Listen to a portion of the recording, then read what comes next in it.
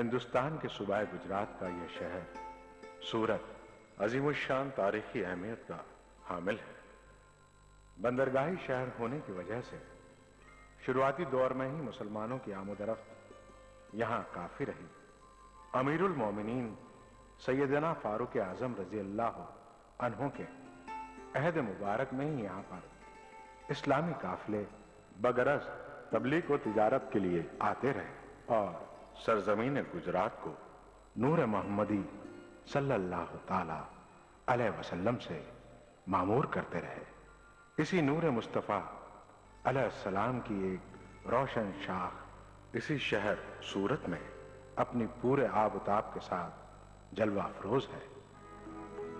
اے خدائے پاک اے رب الکریم کہہ کے بسم اللہ رحمان الرحیم، کہہ کے بسم اللہ رحمان الرحیم، سر جھکاتے ہیں تیرے دربار میں، ہم تو خادم ہیں تیری سرکار میں۔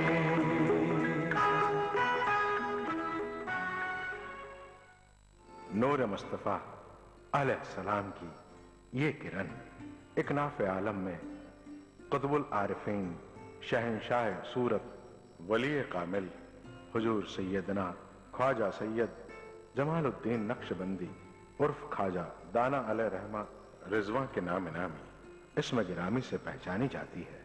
آپ کا سلسلہ نسب تقریباً 14 پاکیزہ واسطوں سے حضور نبی کریم علیہ السلام کی ذات نوری سے ملحق ہو جاتا ہے۔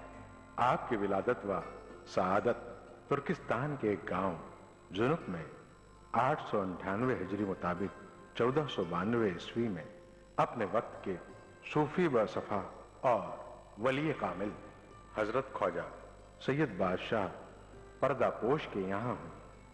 آپ کے خاندانی عزت و عظمت کے بادشاہان وقت بھی قائل تھے، اس لیے سلطان حسین مرزا، ابراہیم حسین مرزا و شیخ مرزا نے اپنی بیٹیاں اس خاندان میں بیاہنا باعث عز و شرف سمجھا۔ چنانچہ حضور سیدی خواجہ دانا کی والدہ بھی شہزادی تھیں۔ عہد رضاعت میں ہی آپ کے والدین کا سایہ سر سے اٹھ گیا۔ آپ بظاہر دنیا میں یکا و تنہا رہ گئے۔ عالم رویا میں آپ کے والد حضرت خواجہ سید بادشاہ پردہ پوش علیہ رحمہ نے اپنے ایک مرید صادق حضرت خواجہ حسن عطا کو آپ کی پرورش و تعلیم و تربیت کی تاکید کی۔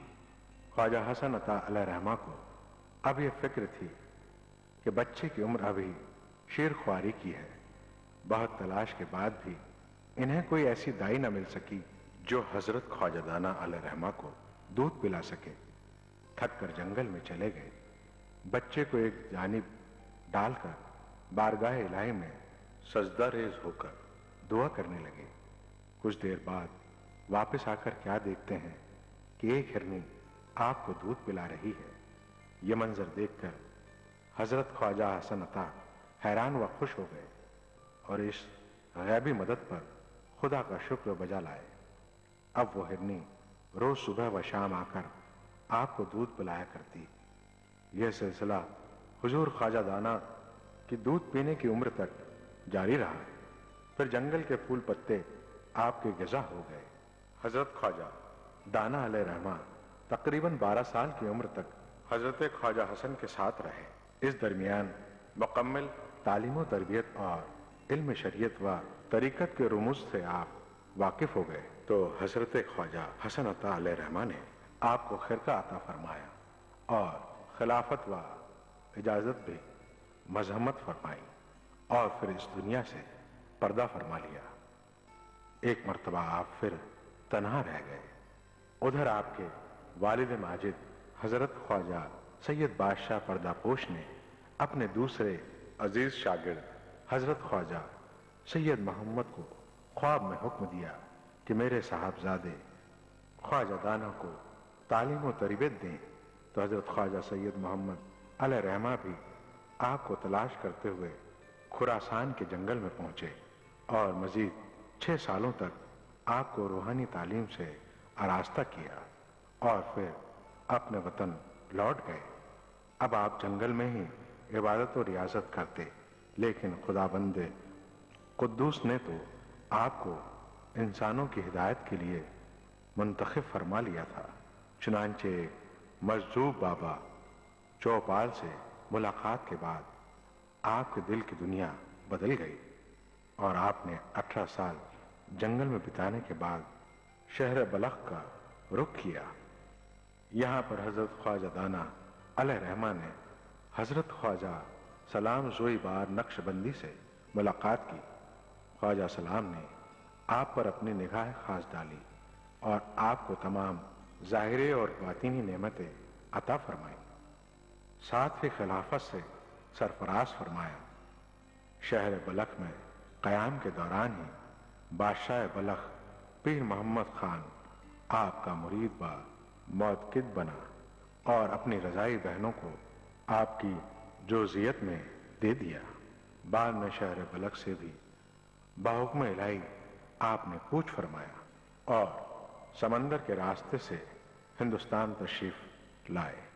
कुछ रोज आगरा में क़याम के बाद बड़ौदा होते हुए दारुस सुरूर मदीनातुल औलिया बुरहानपुर को रौनक बख्शी और फिर सूरत में आकर मुस्तकिल क़याम फरमाया। एक मर्तबा मिराजुन नबी सल्लल्लाहु अलैहि वसल्लम के मौके पर आपके पास बज़ाहिर कोई इंतजामात नहीं था। खादिम परेशान हुए। आपने फरमाया, इतना परेशान मत हो, अगर खुदाबंद कुद्दूस की मर्जी होगी तो जरूर वो अपने हबीब पाक अलैहिस्सलाम की मिराज उनकी शायान शान मनाने का इंतजाम फरमा देंगे। और क्यों ना हो, महबूब की मिराज महबूब मनाए और मुनहिब की मर्जी ना हो, ऐसा हो ही नहीं सकता। चुनांचे आप खादिम को लेकर दूसरे गांव की जानिब रवाना हुए। रास्ते में एक नाले के पास रुककर खादिम से फरमाया, इस नाले में जा और खर्चा ले आ। खादिम ने जाकर नाले में से एक मुहर बंद थैली उठा लाया जिसमें 3000 मोहम्मदी सिक्के थे। सच है, खुदा ने अपने महबूब को कुल जहानों का मालिक किया और इसी महबूब पाक के दीवानों को अपने मुल्क में तारुफ की इजाज़त अता फरमाई। ये इश्क व मोहब्बत की बातें हैं, इसीलिए इमाम इश्क व मोहब्बत सैयदी आला हजरत बरेलवी अलैहि रहमा पुकार उठे, मैं तो मालिक ही कहूँगा कि हो मालिक के हबीब, यानी महबूब व मुहीब में नहीं मेरा तेरा। सच है, जिसने इश्क इलाही की आग से अपनी जात को फना कर लिया हो, नफ्स की आग इस पर कैसे असरअंदाज हो सकती है। ए इश्क तेरे सदके जलने से छूटे सस्ते, वो आग लगाई है जो आग बुझा देगी। इश्क इलाही की आग नफ्स की आग तो दूर जहन्नुम की आग को भी सर्द कर देगी।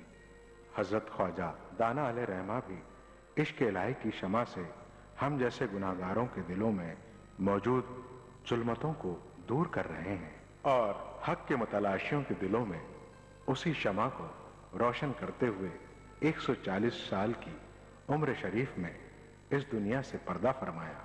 बाकी 5 सफरुल मुजफ्फर बरोज जुमा 1016 हिजरी मुताबिक 1607 ईस्वी का है।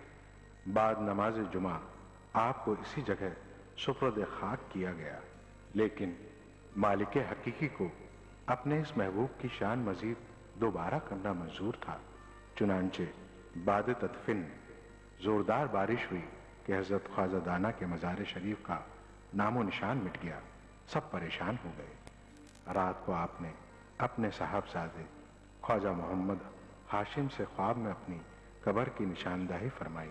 सुबह इस जगह को देखा गया तो वहां लाश मुबारक मौजूद नहीं थी। यह देखकर सभी और ज्यादा परेशान हो गए। हजरत ने दोबारा ख्वाब में अपने साहबजादे हजरत ख्वाजा मोहम्मद हाशिम को बशारत दी कि परेशान ना हो। कल मेरा जिस्म हरमैन शरीफेन ले जाया गया था, इसलिए मैं नहीं मिला, अब आ गया हूँ। हजारों लोगों के सामने कब्र शरीफ खोली तो हजरत इसी तरह मौजूद थे जिस तरह दफनाया गया था। हजारों लोगों ने दोबारा हुजूर की ज़ियारत की और दोबारा अतर व गुलाब लगाकर कब्र अनवर को बंद किया गया। अल्लाह अकबर। बाद में पट्टन के फौजदार अब्दुल्ला खान ने 1064 हिजरी में आपके मज़ार पर पुर अनवर गुंबद तामीर करवाया। आज भी हजरत का उर्स पाक बड़ी शान और शौकत से मनाया जाता है।